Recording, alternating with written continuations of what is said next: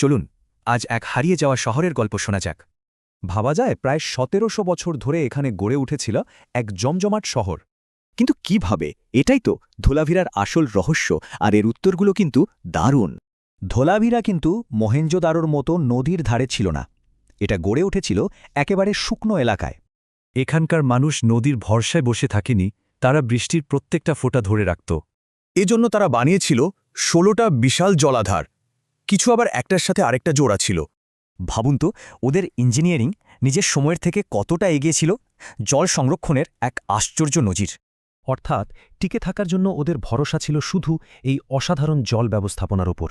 শহরটা শুধু পাথর দিয়ে গড়া ছিল না, ছিল দারুণ গোছানো আর মনোজম।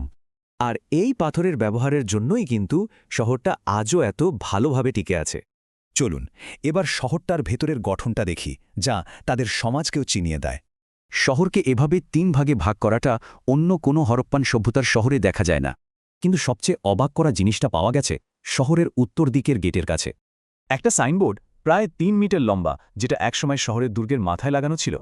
আর এটাই সবচেয়ে বড় রহস্য। কি লেখা ছিল ওতে? কি বলতে চেয়েছিল ওরা? কিন্তু এত উন্নত একটা শহর উধাও হয়ে গেল কিভাবে? প্রায় ২০০০ বছর টিকে থাকার পর শহরটার পতন হয়েছিল খুব তাড়াতাড়ি।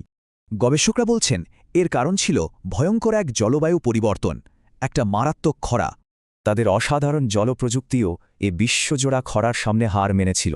ধোলাভিরার এই গল্পটা কিন্তু আজকের দিনে আমাদের জন্য একটা বড় প্রশ্ন রেখে যায়।